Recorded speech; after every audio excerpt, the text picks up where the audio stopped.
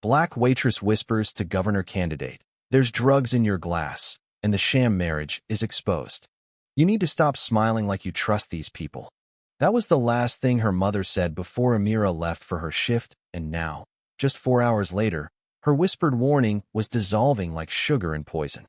Amira adjusted the tray on her palm, heart drumming too loud for a five-star restaurant, and leaned in close to the slick-haired man with a red campaign pin that read Mitchell W. Kane, Future of Freedom. She didn't blink, didn't flinch, just let the truth fall softly. "There's something in your drink," she murmured, lips barely parting. Mitchell Kane paused mid-laugh, the high-pitched chuckle he reserved for donors dying in his pocket. His smile didn't drop yet, but a crack split through the sheen in his eyes.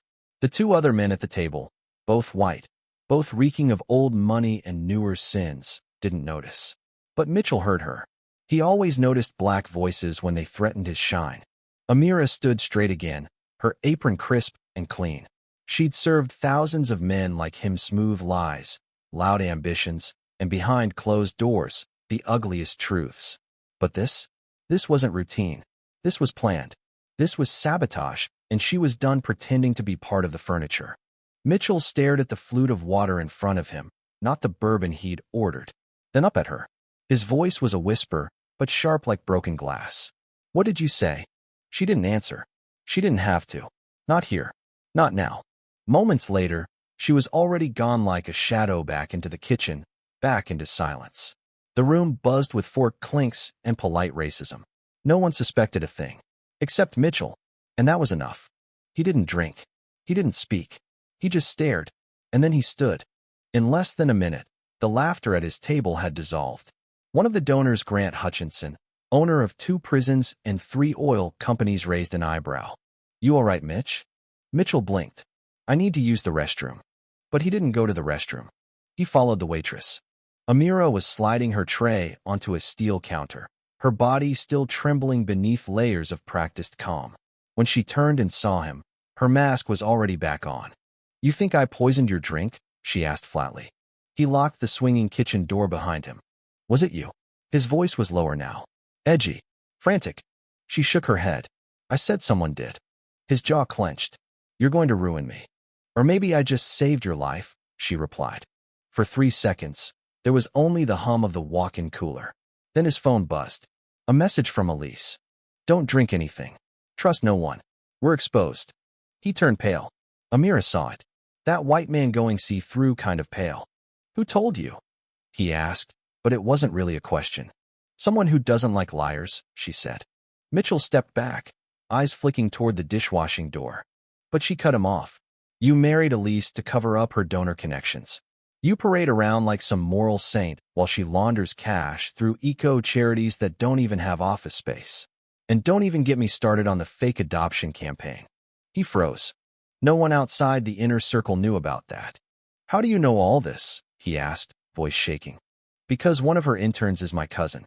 She found the burner phones, the files, the staged family photos, everything. And she's not the only one watching you anymore." A long silence stretched between them. Then he laughed. Not the fake donor laugh. A bitter, honest one this time. "You realize what you've just done?" Amira stepped forward until they were eye to eye. "No," she said. "You're about to realize what you just did." Outside, the buzz of the restaurant shifted. Murmurs started. Something was happening. Somewhere, a screen had flickered to life. A leak. A press drop. A whistleblower video. Mitchell turned toward the door, pushed it open, and was met with flashing lights. Cameras. His name. His face. Elise's too. On every phone screen in the room. Sham marriage exposed. Governor hopeful tied to fraudulent family campaign. Illegal donor funnel. Someone screamed. Maybe Elise. Maybe not. Amira slipped out the side exit, unnoticed.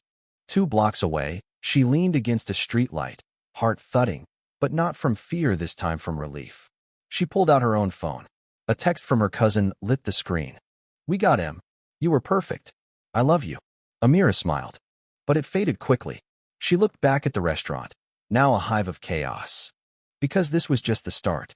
Mitchell wasn't the only one with poison in his glass. And she wasn't done serving. 2 years earlier, Amira Thompson was folding linens in the back of a Marriott laundry room. overhearing conversations she was never meant to hear. That's where it started, not with power, not with money, but with whispers behind locked doors, hotel managers getting bonuses for turning off hallway cameras, and rich men in polished shoes saying names they shouldn't have. Names like Mitchell W. Kane. Back then, she didn't care. Politics was just another rich man's game. But the night they dragged her cousin out of her apartment, hands zip-tied, bruises blooming on her jaw for tampering with donor data, everything changed. Amira hadn't known the full story. Only that Brielle had cried into the phone, whispering. They said I'm a threat. They said I know too much. Mitch and Elise aren't who they pretend to be. Then the call cut off. That was the night Amira stopped folding linens.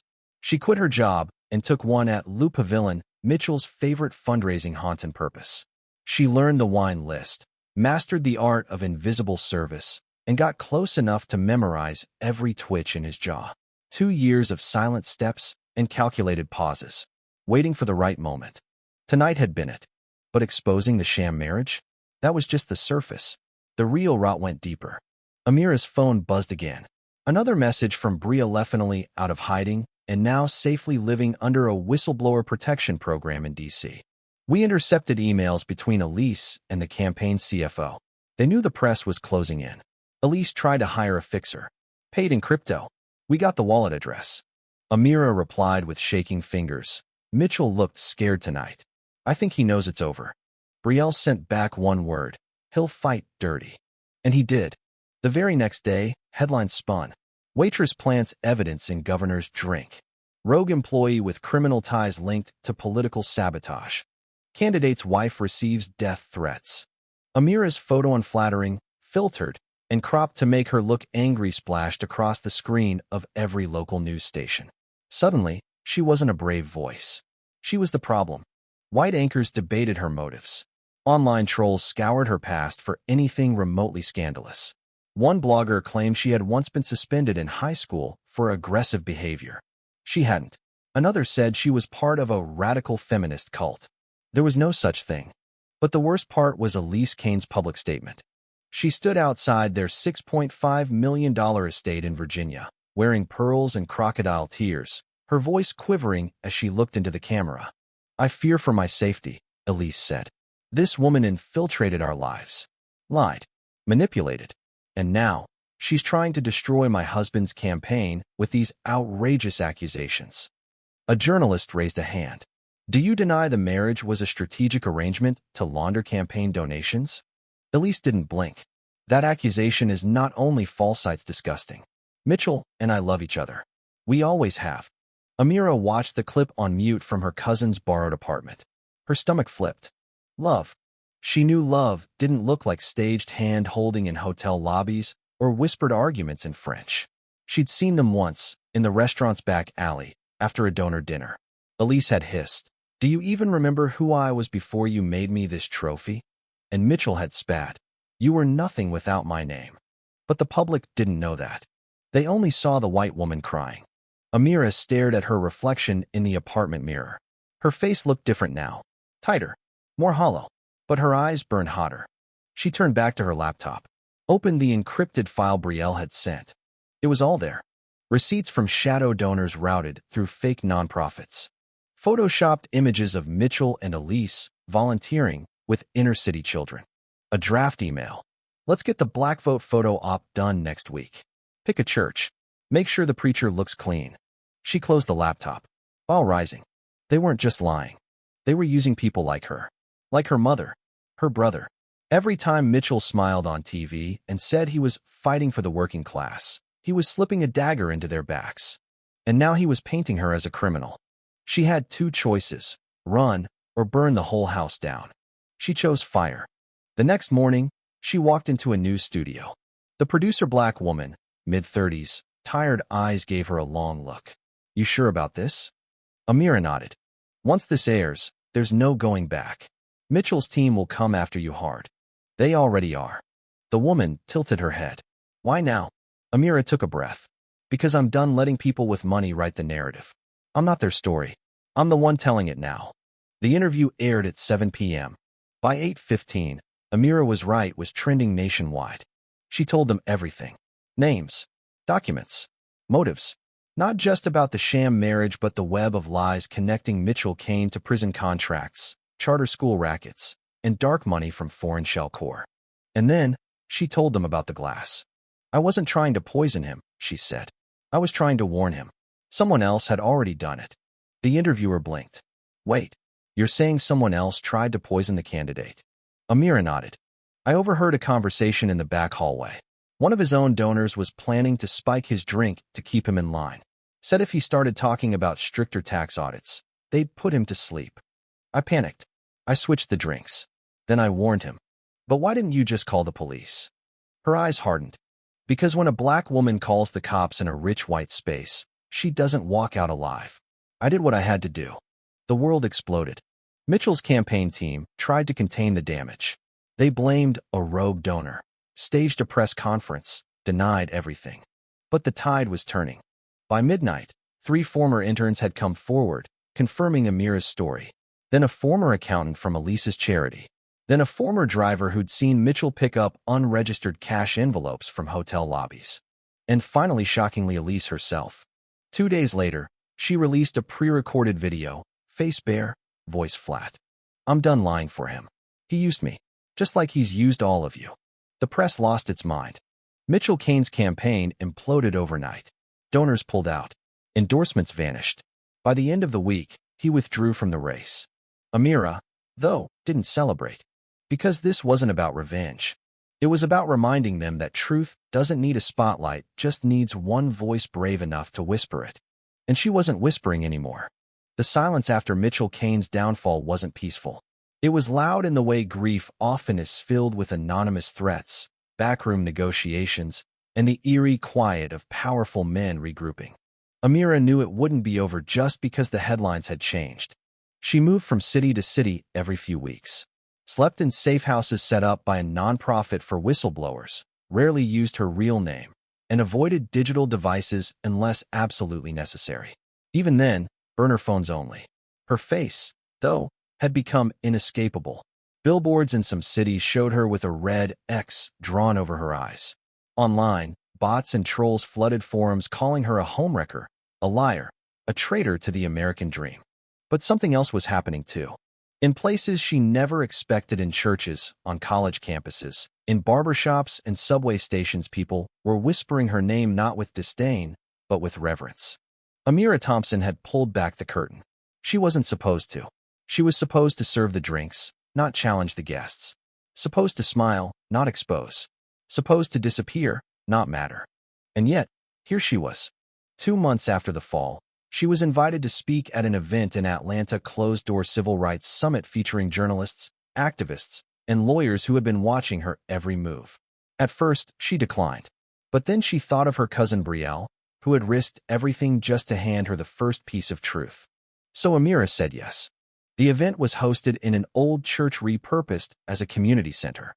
The walls were lined with portraits of Malcolm, Martin, and Audre Lorde. When Amira stepped on stage, wearing a simple navy blouse and jeans, the room went dead quiet. She looked around, black, brown, white, old, young, all staring back at her, not like she was a celebrity, but something more dangerous. A symbol. She took a breath. I'm not a hero, she said. I'm just tired. They didn't clap. Not yet. I'm tired of being told to wait my turn. Of seeing our communities used for votes, but abandoned once the cameras are off. I'm tired of politicians visiting soul food restaurants for press photos and then cutting school lunch funding the next day. I'm tired of being called aggressive when I say I deserve better. Silence. Then she added, quieter, and I'm tired of watching us swallow poison just to stay alive in a system built to choke us. The room erupted. When the applause faded, she continued. They said I was trying to destroy a good man. Let me be clear, Mitchell Kane was never a good man. He was a well-packaged fraud built to look like progress. But when you peel back the layers of fake empathy and hand-picked black photo ops, you see the truth. You see the money. You see the fear of losing power to people like us. This time, the applause didn't stop. That speech lit a spark. Within days, Amira's name was on articles in The Atlantic, Vox, and Teen Vogue. Editorials titled, "We need more voices like Amira Thompson, and black women are not political props," trended on Twitter. Schools began requesting her for Zoom Q&As. Young women, especially black girls, started writing letters. Dozens. Hundreds. One letter read, "When they tried to smear you, I saw my mother. She's a nurse. She speaks up when doctors ignore her, and they treat her like she's disposable. You gave her hope. Thank you." Another said, "I used to think being quiet made me safe. But now I know being silent only protects the people hurting us."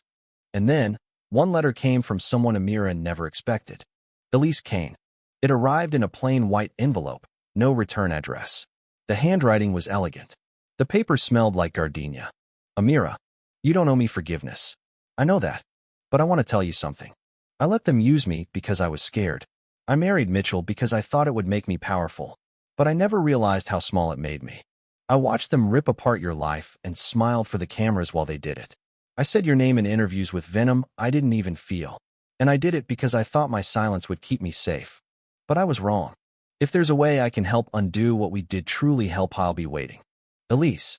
Amira read the letter twice. Then she burned it. She didn't hate Elise. Not anymore. But she didn't trust her, either. Power built on lies always wants a second chance. And Amira wasn't in the business of handing out clean slates. Still, the letter stirred something. That week, Amira contacted Brielle and two former interns from the Kane campaign. Together, they formed the Back Table, a watchdog initiative focused on tracking political campaigns that exploit minority voices for performance politics. The name was a nod to where they'd all started serving, answering phones, sitting quietly at the margins while the decisions were made up front. Now, they were making the decisions. They built a team. Lawyers, investigators, digital security experts. They trained whistleblowers on how to safely collect and leak information. They helped survivors of political retaliation get legal aid. They taught young voters how to spot fake activism versus real policy. And the movement grew. One night, after a community town hall in Detroit, a high school girl with box braids and sharp eyes approached Amira. "My name's Kayla," she said, holding out a folder. "I work part-time at a think tank that claims to elevate black voices. But they only promote our faces, not our ideas. I started copying internal memos. I think you'll want to see this." Amira took the folder. Another domino. Another whisper. That was the thing about truth, it spreads like fire once you stop hiding the match. Still, it wasn't all victory speeches and applauding crowds. Threats came weekly. Emails, DMs, men in dark suits trailing her car. Funded think pieces calling her a divisive figure undermining democracy. Even law enforcement tried pressing charges for political interference, though they couldn't get anything to stick. She had to look over her shoulder everywhere. But for the first time, she wasn't doing it in fear. She was doing it because she mattered. She was doing it because truth wasn't just a weapon, it was a responsibility. And somewhere deep down, even Mitchell Kane must have known it. Because just 6 months after his resignation, Amira received another envelope. This time, the return address was a correctional facility. Inside, a photo. Mitchell. No suit. No smile. Just a man small and tired. On the back, "You weren't wrong." Amira stared at it for a long time, then tore it in half. Because the story wasn't about him anymore. It never really had been. 1 year later, Amira stood behind a wooden podium in front of a packed crowd at Howard University. The old hall was alive, filled with students, community leaders, professors, and dozens of young black women seated front and center, some holding signs that read "She spoke for US." She wasn't there to accept an award, though she'd already won a few Journalism Integrity Prize, Civic Bravery Citation, and last month, the Women's Policy Alliance named her Truth Teller of the Year. But none of those meant more than this night. She had been invited not to be praised, but to teach. Behind her, projected high across the auditorium wall, was the name of her new course. Power, Performance, and the Politics of Disguise, Decoding False Representation in Modern Democracy. She took a deep breath, let the silence settle, and then began not with a speech, but a story. "I once whispered the truth to a man who was never meant to hear it," she said. "I thought I would lose everything. And in many ways, I did." The room hung on every word.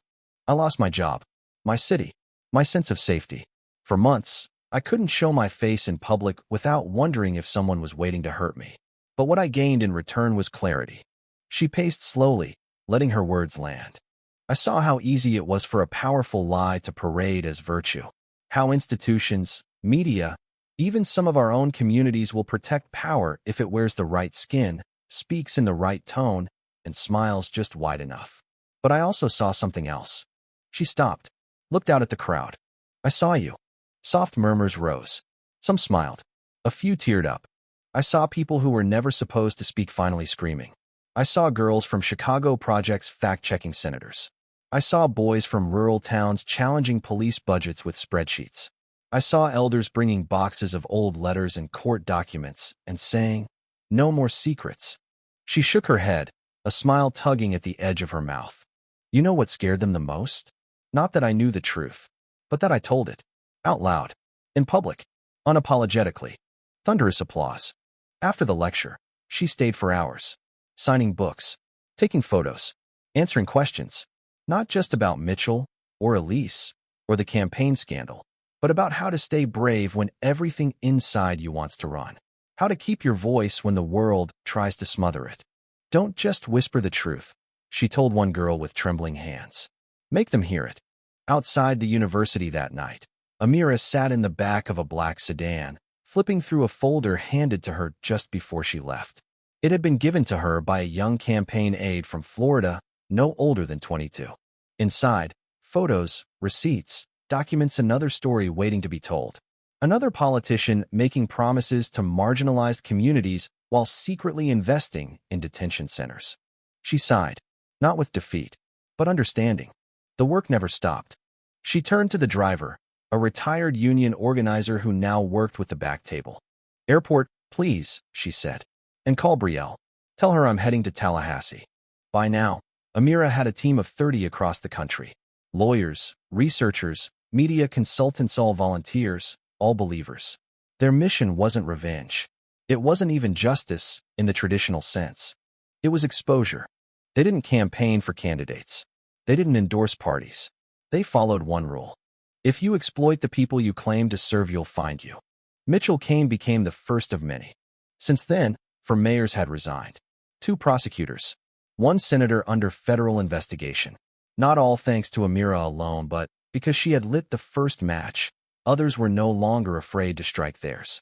She never returned to working in restaurants. But she never stopped serving, either. One evening, as she walked alone near a mural in Harlem, her face, painted alongside other modern civil rights voices, an older black woman stopped her.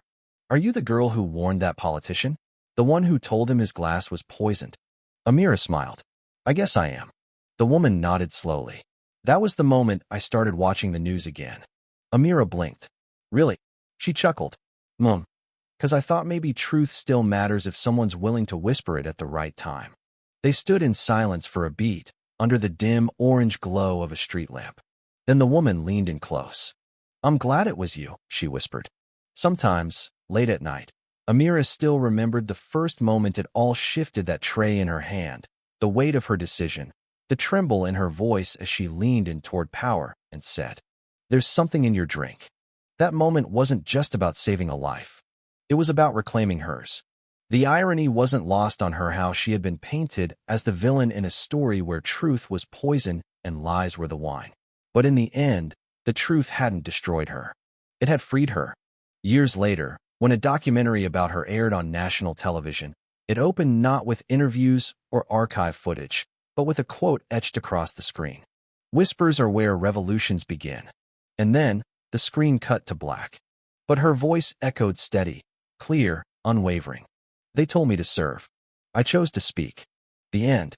Thank you for listening. If you find it interesting, please like and subscribe to follow the next stories.